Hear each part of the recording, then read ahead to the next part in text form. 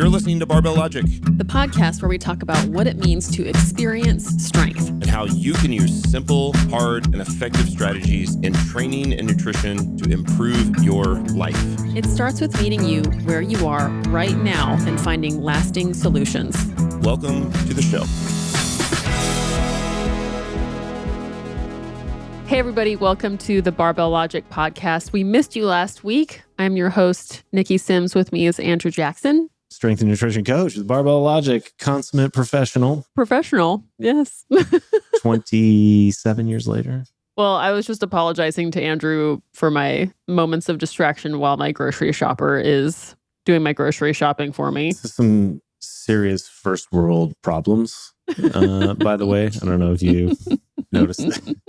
I'm just like, they're texting me. And we were just laughing about how, so I eat bok choy once or twice a day in my breakfast and dinner. And that's always a hit or miss when someone else is doing your grocery shopping for you. Not the most well-known vegetable. Yeah. In fact, I just got your shopper would like to replace bok choy with baby bok choy. I was like, well, that's fine. That's better than spinach, which is what it's been before. It's at least in the ballpark. I think bok choy is interesting because, we've experimented with different leafy greens and dark greens. There was a kale phase. You always try to do a little spinach.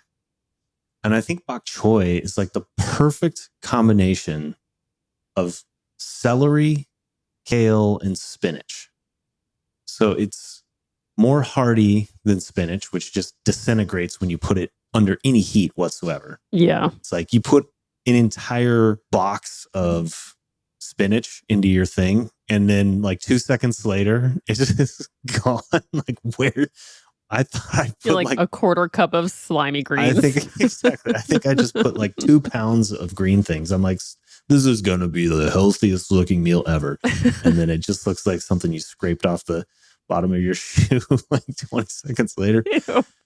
Kale, on the other hand, feels like you're eating pipe cleaners. Yeah, it would take so long to get it to a texture that was actually enjoyable. That's why we had to eliminate it from the breakfast. Celery, it's just a bit much. It tastes like celery. I like it in a stew. You can it'll hold up to that kind of cooking. Yeah. But then there's bok choy.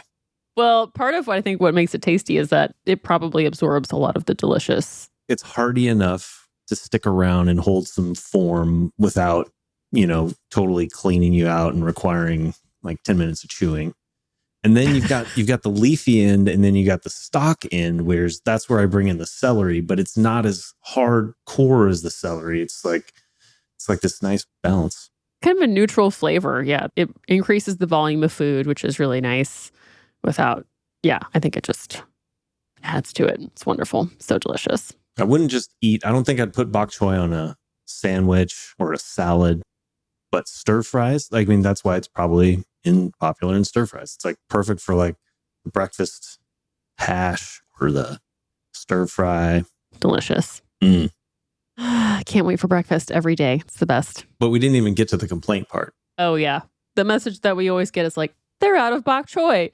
And we're just sitting there like, they're not out of bok choy. There is not a bok choy shortage. No one knows what it looks like. And you've just revealed that you don't know what it looks like. I've never gone to a store and seen like an empty bok choy section. I'm like, they're totally out of the bok choy. It's like a sign, bok choy shortage, our apologies. Maybe it's in the back. You get that message every once in a while, right? Yeah. Oh, we just found some in the back. Like, no, there is no back section of bok choy. Right. Back bok. There is just one bok choy section in every store. I don't even think they have, how there's like the organic section and then the regular. Bok choy has no organic section. It's just, they're like, people who eat bok choy, they don't care about this organic thing. No. They're also thinking nobody knows about bok choy. We're just putting it out here for like 5 people. As like a transition between spinach and cabbage. Exactly. Oh boy. Yep. Also, they don't miss us. We were here last week. Yes. Digital in a different time. Recordings of our former selves. Yes. Thank you for that. I actually did listen to it a little bit this morning. Which, I don't even know what episode it was. What episode was it? Walking. I was walking. Walk more. Oh, good. And I was Love celebrating that I had just walked for an average of 10,000 steps a day for a year. Yeah. And I was like, damn, that was like 3 years ago, but Wow. Yeah. nobody knows. You're still doing it. Like, it's still important to you. Like, you check it daily. Mhm. You try to get yourself out of a deficit. Like, it's still very much ingrained to you to get 10,000 steps a day. Yeah, I'm kind of coasting right now this week or these last few days because we were averaging 17,000 steps a day. Yeah. So Andrew and I went to Budapest and we walked so much. Like, we did exactly one of the things that I love doing on vacation, which is walking and eating. Well, you know what's amazing about how much we walked was I was thinking being back from there that we walked to many places that here in Bellingham, I do not consider walkable in terms of distance. No, not enjoyable at all. But we would just be like, oh yeah, there's this place like 5 miles away. How about we just walk? Yeah. We'll just see what happens along the way. If something's more than like 3 blocks from here, there's no way in hell I'm walking. Nope. Unless I want to torture my daughter and be like, let's go walk to ice cream or frozen yogurt or something. Yeah, that's true. It is a different experience. But like Fred Meyer, the grocery store is like way less than a mile away, or Whole Foods or whatever, like the little shopping area. I would never walk to that place. In full disclosure, I walked there once. But then you would have to walk back with all your groceries too, which, yeah. How many miles did we walk with those beer steins? That was like a quarter mile. Anyways, I'm coasting, but yes, still aiming for 10,000 steps a day on average. And the streak continues from April of 2021. And so I'm on 3.5 years. That's really cool. Yeah. Feels good. And it's become a habit, I would say, that Definitely a habit. helps just sort of, as I talked about in that episode, it seems to stabilize and ground my activity level and something I can just kind of fall back on that I know will get me back to where I want to be from a body composition perspective is where I notice it the most. I tend not to end up in these, they're 15 pounds heavier than I wanted to be Yeah. kind of position. I used to have every winter or every once in a while, if I wasn't like dialed in on the diet, I'd just be like, oops, I just hit 260.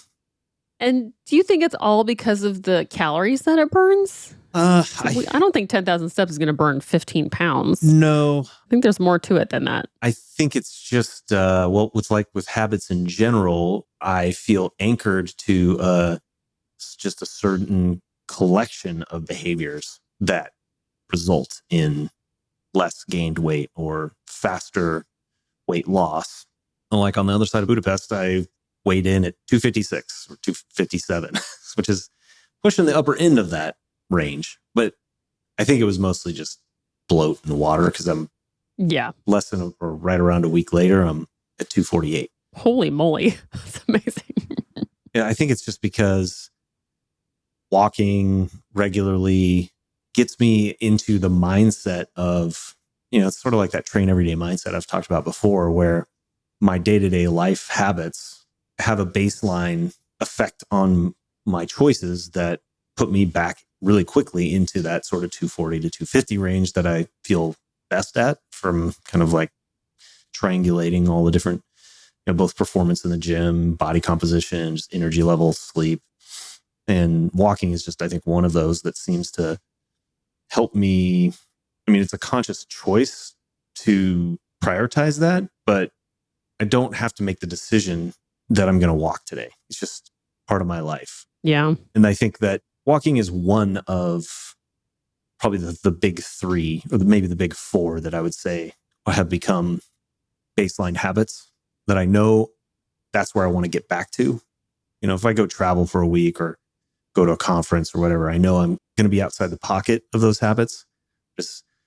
But even within those travel circumstances, I think I'm like degrees off of the baseline habit. But walking, my normal quote unquote food choices, consistent barbell training 3-4 times a week, or some sort of weight training, and then sleep. Yeah. I think those 4 kind of habits that I get back to going to bed and getting up relatively same time, and then making decisions like when I stop drinking caffeine so that I do sleep better. Yeah.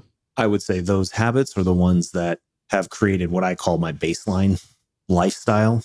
We talk about inertia getting back into training, but I think there's also like the inertia of having that baseline that my body just gravitates towards where, or at least I've built habits that create inertia around where I want my body to be, Yeah. which is kind of in that 240, 250 range. Totally.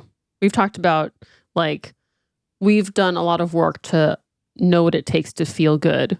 And those are the habits that you're talking about that are built around that. Right. And so coming back from a trip or even preparing for a trip, that's when we'll sometimes get messages from clients who are just like, oh, I've got a trip coming up in 2 months. I want to prepare for it. Or I just got back from this trip.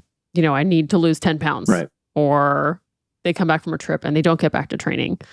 It makes the transition period and the preparation period, I think, so much easier and more doable. And just less stressful too. Yeah, and less stressful. Yeah, like you're reading this James Clear quote, which I think we should read about how...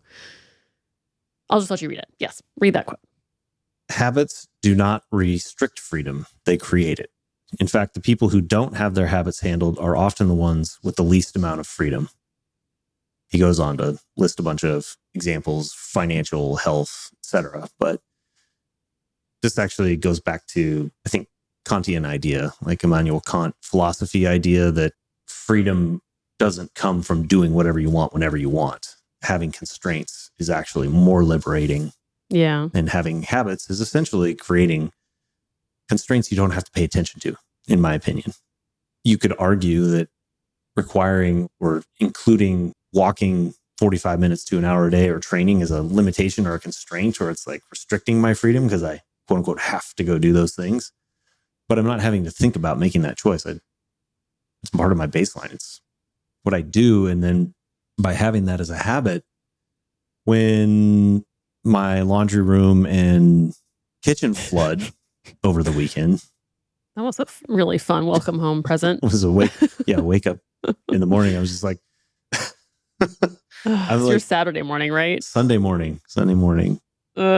Wake up. I'm just like making coffee in the dark, and Clara comes out, and I didn't even notice. I was standing in a puddle of water because I had these slippers on, and they were just starting to get wet enough that I think there was a part of my brain that's like, why are my feet wet? And then Clara's like, Dad, why is there water all over the floor? I was like, oh no, I thought the dishwasher leaked. Oh. Start mopping it up. We carry towels into the laundry room. There's another puddle in the laundry room. So I'm like, oh no, what, did the water heater break? And then it was so much water that it flooded the laundry room. And then the dishwasher is right on the other side of the water heater wall. So I thought, oh man, that's what happened. But turns out it actually rained so much the night before. And then I went to find out later that landlord had not cleaned the gutters and the drainage wasn't working. And surprisingly, in a daylight basement, there was residue line on the window, the daylight basement window, 7 inches above the bottom of the window. So there was 7 inches of standing water pushing up against the window. Oh my God. Fortunately closed, just pouring into the laundry room. So that was a whole fiasco, but turned my Sunday into a day of cleaning gutters and haggling with the landlord and getting a bunch of dehumidifiers and all this kind of stuff, trying to avoid potential mold situation, but didn't derail my habits or my training. It was that sense of freedom that is in that James Clear habit, is because there's so little mental load on my day, on my, just decision making, my schedule, the way I've structured my work day, my personal life. It's just part of the flow. So having that huge kind of disturbance in my schedule, my plans, my energy level had no impact. I just kept training. You just did what you always do at that time. And you've had a arguably much worse scenario. I don't know. Yeah, well, we got back from Budapest, and poor Henry, my dog, has had lung cancer or lung disease for probably like a year. And right when we were on our way to the airport out of the country, he took a turn, and thankfully he held on until we got back. But when I got back, I realized it was time for him to go. So arranged for a service to come and put Henry down. And so said goodbye to Henry on Friday. And like, even now, still just like emotionally like devastated from it. Mm-hmm. And I know a lot of people have experienced this in any way, like any way that you experience loss and grief. It takes a toll. Mm-hmm. But interestingly, I actually went to the gym on the same day. Like, it was the thing that I knew that I wanted to train, and I didn't have to, but I didn't have to worry about what I was going to do there. I didn't feel the pressure of needing to perform. It was an opportunity actually to get myself out of the house, which I really, really needed right then, and to be in the sun. And it was an opportunity to just like be on autopilot. I literally took it one step at a time. I was like, I'm going to go upstairs. Step 1. Going to put my workout clothes on. Step 2. Okay, I'm going to sit here for a minute. Okay, now I'm going to put my shoes on. Okay, that's great. Now I'm going to walk out the door. And I even was like, I don't even know if I'm going to make it to the gym. I'm just going to walk in the direction of the gym and see what happens when I get there. And it was just so nice to be able to do literally one step at a time. And I ended up doing everything that was on the program, which was a very flexible program for that day. But the ability to almost relax into the one step at a time and know that those steps were going to bring me somewhere where it was right for me to be at that time. Did Jillian adjust the program for that day? Yeah, and it was a coming back from, overseas trip with jet lag. She was like, you're going to need a bit of a reset on this day. And so it was a lower stress day, but it was just perfect anyway, because she knows what it's like to come back and be jet lagged. So it was jet lag, lots of grief, lots of emotional moments. And it was funny. I was just walking around at the gym, and I'm like one of those like real big criers. I'm not really a subtle crier.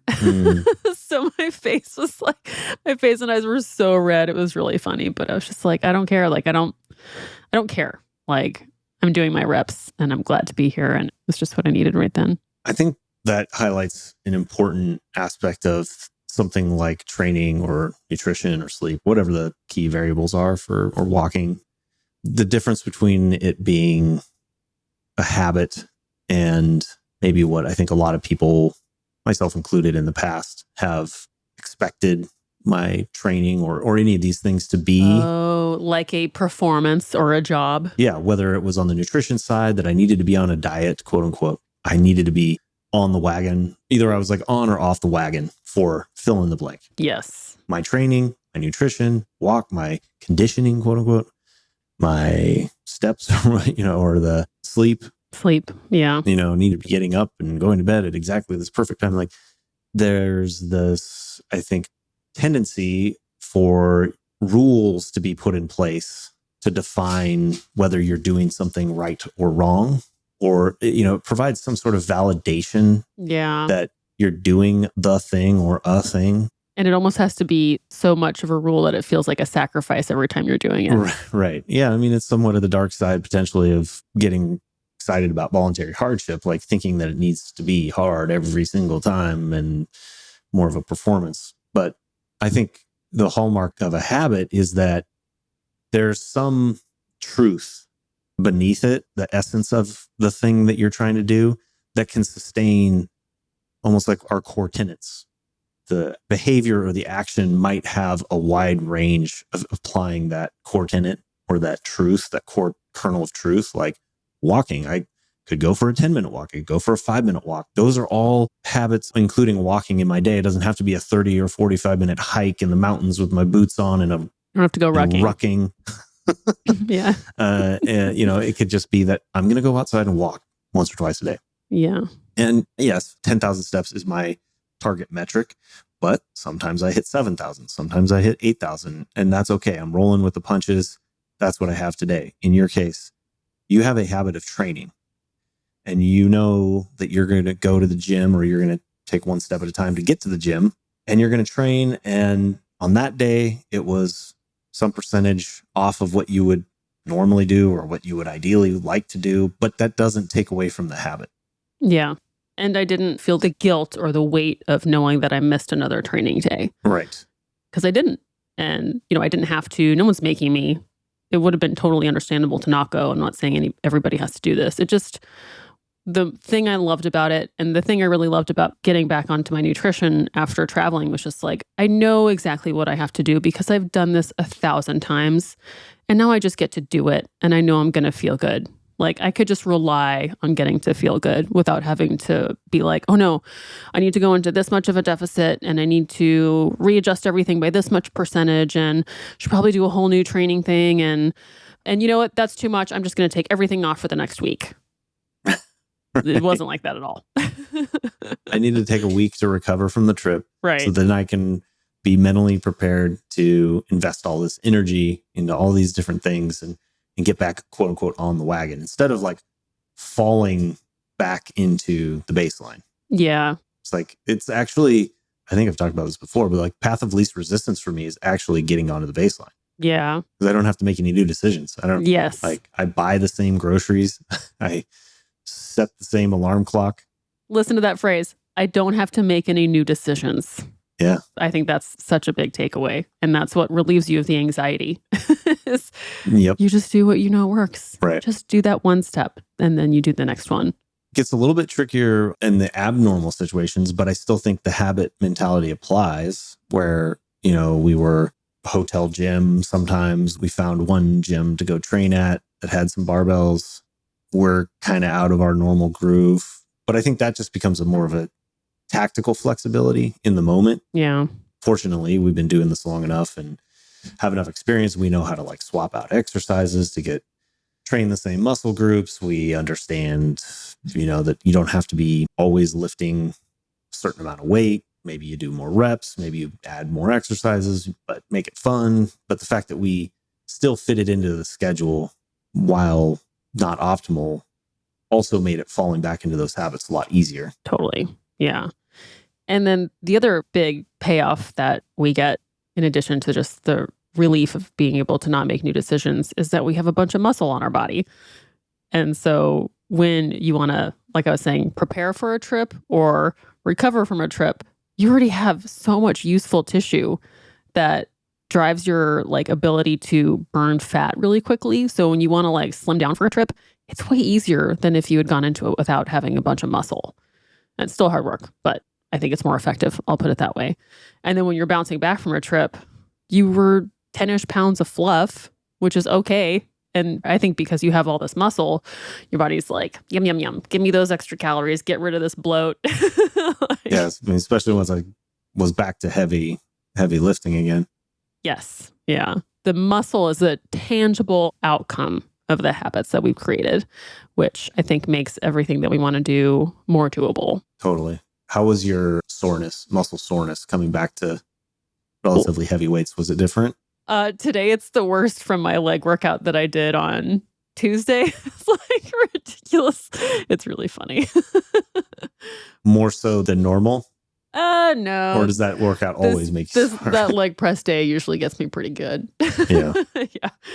But that's the biggest difference I noticed is still, even though I did some training, body's still like, I can tell I'm a little bit out of the normal routine. yeah. But I got back up to triples at, 175 kilos or 172.5 kilos. It's a pretty solid day to jump at high bar. And dare I say, it almost seemed like right before we left, you might have needed a deload.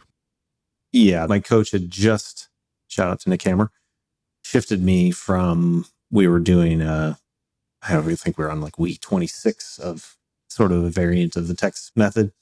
And he had just suggested that, we were hitting a bit of a wall. Let's maybe try a little bit more of an HLM, which I would technically argue Texas method is a bit of an HLM. I agree. But anyways, it's for his programming structure. What he calls it is a little bit of a different approach. It's just that it spreads it out over 2 weeks instead of 1 week. But anyways, I lucked out that the travel week coincidentally was a deload. And this is sort of the first week back up. So yes, the timing did work out well. But I've actually noticed post-COVID and really as online coaching and home gyms have become so normal now that travel and or work trips or whatever have historically been probably for most people, they're just built in deload weeks. Yes. That during COVID we didn't have, and we had to like relearn how to program for That's interesting. deload weeks. So it was a little bit more like programming for a competitive athlete who's like geared their whole life around constantly making progress. You actually plan for a deload. Yeah.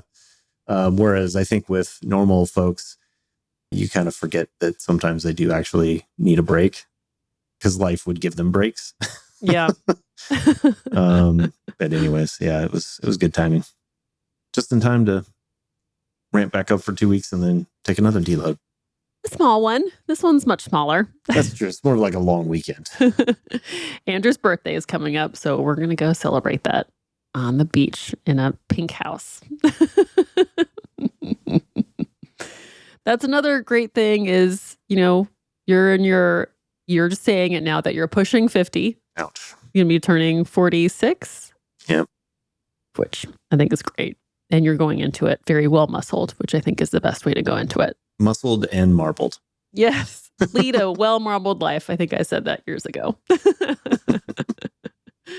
For anybody listening out there who's like on the fence or thinking, I have to do something drastic to get back on the wagon, or let's wait till after the holidays. And there might be people that are hemming and hawing about waiting for the right time. In fact, I was just talking with somebody yesterday who was like, call me in January because I just got so much going on.